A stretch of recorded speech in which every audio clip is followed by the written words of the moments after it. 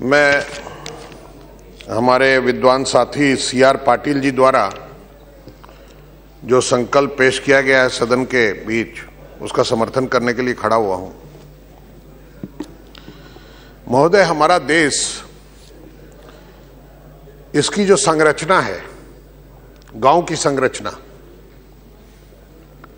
और देश पूरा गांव में बसता है, उसकी परिकल्पना ही जब बनाई जाती थी तो वहां एक किसान की जरूरत पड़ती थी, एक नाई की जरूरत पड़ती थी, एक धोबी की जरूरत पड़ती थी, एक वैद्य की जरूरत पड़ती थी, एक दाई की जरूरत पड़ती थी।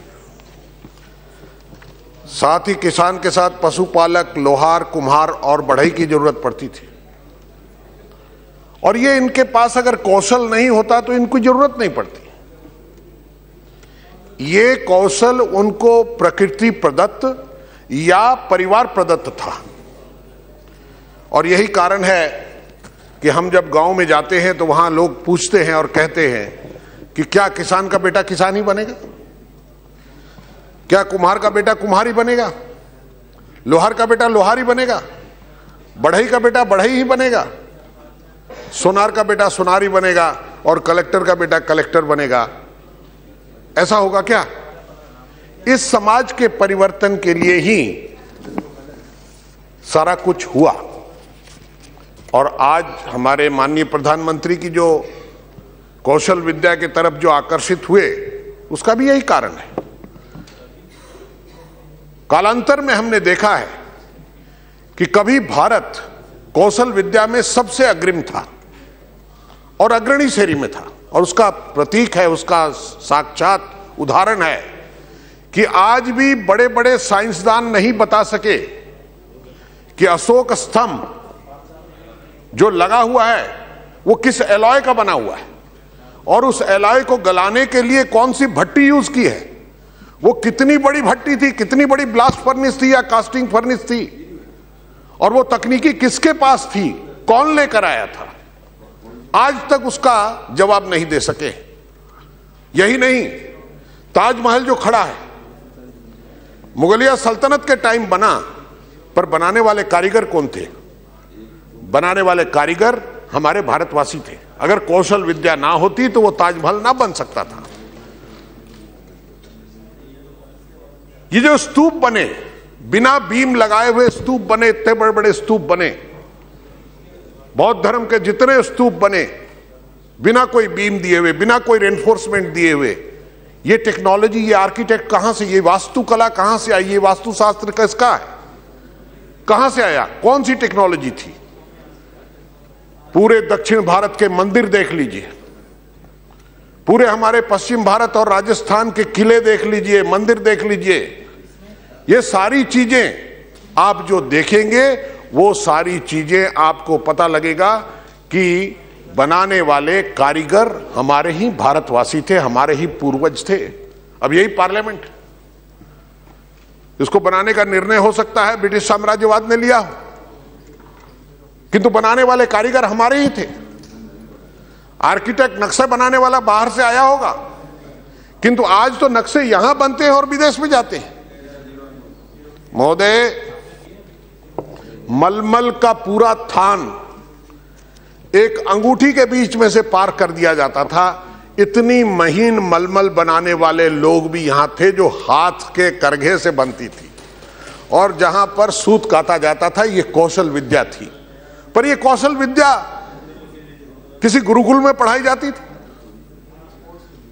किसी विश्वविद्यालय में पढ़ाई जाती थी, वो कहां विलोप हो गई। वो कौशल विद्या जुग जुगांतर से प्रकृति से लेकर परिवार में आई, और परिवार से लेकर उसका ट्रांसफर होता रहा, हस्तांतरण होता रहा। किंतु इस कौशल विद्या में जो अर्निंग है वो कम होते गई, और जब ट्रेड एंड कॉमर्स का जमाना आया तो लोग दूसरे तरफ जाने लगे। हाथों के औजारों पर विश्वास करना छोड़ा, लोगों ने मशीन पर विश्वास करना ज्यादा शुरू किया। और यही कारण है महोदय कि जब एक बार ब्रिटिश साम्राज्यवाद का सूरज कहीं नहीं डूबता था, तो उस टाइम सारी दुनिया में जितने भी काम होते थे वो ब्रिटिश स्टैंडर्ड के तरीके से होते थे। अमेरिका आजाद होने के बाद पहले उसके पहले जर्मनी ने जर्मन स्टैंडर्ड लगाए और अमेरिका ने आजाद होने के बाद में अमेरिकन स्टैंडर्ड लगाए। और यही कारण है हमारे यहां जहां जहां ब्रिटिश राज्य साम्राज्य रहा वहां वहां राइट हैंड ड्राइव है, राइट हैंड ड्राइव की गाड़ी मिलती है, किंतु जहां जहां ब्रिटिश साम्राज्यवाद नहीं था वहां वहां लेफ्ट हैंड ड्राइव की गाड़ी मिलती है। ट्रैफिक उल्टा चलता है, उसके पीछे भी टेक्नोलॉजी है, उसके पीछे भी एक सोच है। पर मेरा कहना है कि इन सारी चीजों में हम कहां पिछड़ गए। हम पिछड़ गए, हमसे बहुत आगे निकल गया।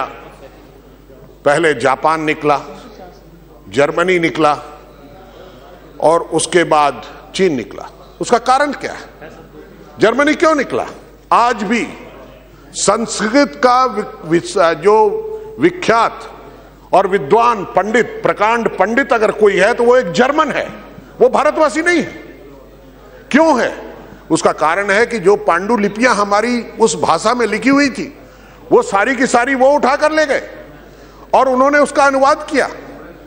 जो हमारा मास्टर कंप्यूटर है, जिसको लेकर हम इतना गर्व करते हैं और अमेरिका से इंपोर्ट करके हिंदुस्तान लाते हैं, वो मास्टर कंप्यूटर कहां लिखा हुआ है? वो हमारी ही पांडुलिपियों में लिखा हुआ उसका बनाना।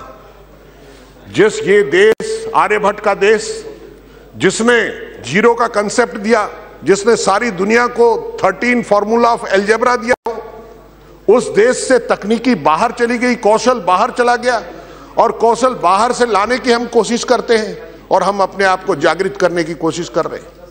हमने national development skill development council बनाया है। पर महोदय, मेरे को आश्चर्य लगता है, हमें भी दूरदर्शिता कहां अटक गई। हम अटक गए कि रियल एस्टेट में कितने लोग लगेंगे उसके बारे में सोचिए, इंडस्ट्री में कितने लोग लगेंगे उसके बारे में सोचिए।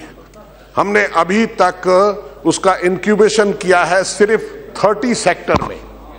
मैं आपको महोदय बताना चाहता हूं कि सबसे ज्यादा सब्जेक्ट वाइज ट्रेड को इंक्यूबेशन किया है ऑस्ट्रेलिया ने। और ऑस्ट्रेलिया की Australian workforce and productivity agency जो है AWPA, आप उसकी रिपोर्ट पढ़िए तो आपको पता लगेगा कि कितने ट्रेड कोर्सेज को उन्होंने आइडेंटिफाई किया है। आज चाइना ने, जब वो मेड इन चाइना कोई भी प्रोडक्ट आप उठाइए, उसके पीछे दो कारण हैं। वो प्रोडक्ट यूएस में पेटेंटेड हुआ है रिसर्च करके, किंतु मैन्युफैक्चर्ड इन चाइना। क्यों? एक तो सस्ता है और दूसरा वहां पर व्यवस्था है। व्यवस्था है, उन्होंने manufacturing, original equipment manufacturing hub बनाया है। भारत में भी वो हब बनाने की जरूरत है, वो इंफ्रास्ट्रक्चर जरूरत है, उसके लिए मैन पावर की जरूरत है और वो मैन पावर के लिए हमें स्किल डेवलपमेंट की जरूरत है। महोदय, इसीलिए मैं कहता हूं कि कनाडा ने human resource and skill development बनाया, नेशनल ऑक्यूपेशनल क्लासिफिकेशन किया। हमारे यहां अभी तक नहीं हो सका है। हमारे यहां UK commission for employment and skills, उसके बारे में हमने तैयारी नहीं की। चाइना में कई हजार, 50,000 से ज्यादा ट्रेड कोर्सेज आइडेंटिफाइड हैं जिसकी ट्रेनिंग उनको दी जाती है। हम साधारण सी बात करें, हमारे पास, सबके पास स्मार्टफोन है, सबकी कॉन्स्टिट्यूएंसी में स्मार्टफोन है और स्मार्टफोन को ठीक करने के मिस्त्री मिल सकते हैं। मैं हांगकांग गया एक रीफर्बिशिंग यूनिट को देखने के लिए और वहां देखकर आश्चर्य हो गया। मैंने उससे पूछा, कितने तुम स्मार्टफोन रीफर्बिश करते हो पर महीने? बोलता, पर महीने मैं 3 मिलियन टेलीफोन को रीफर्बिश करता हूं। 3 मिलियन मतलब 30 लाख।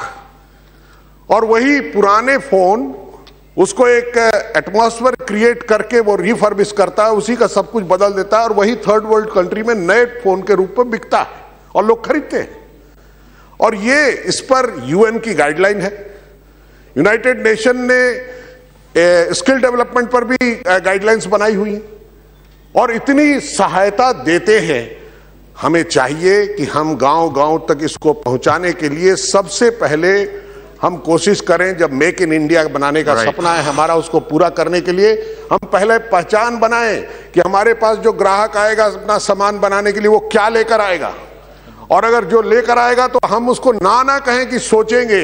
हमारे पास होना चाहिए उसका ड्राइंग पढ़ने वाला आदमी, उसका डिजाइन पढ़ने वाला आदमी और उसको इंप्लीमेंट करने वाला आदमी, ये सपना हमारे प्रधानमंत्री ने जो देखा है, इस देश की 1.25 अरब लोगों के लिए इसको साकार करने के लिए जो संकल्प लाया गया है, इसका मैं पूर्ण समर्थन करता हूं और उम्मीद करता हूं कि ये रोशनी गांव-गांव तक पहुंचेगी। धन्यवाद। श्री बालभद्रा मज्जी।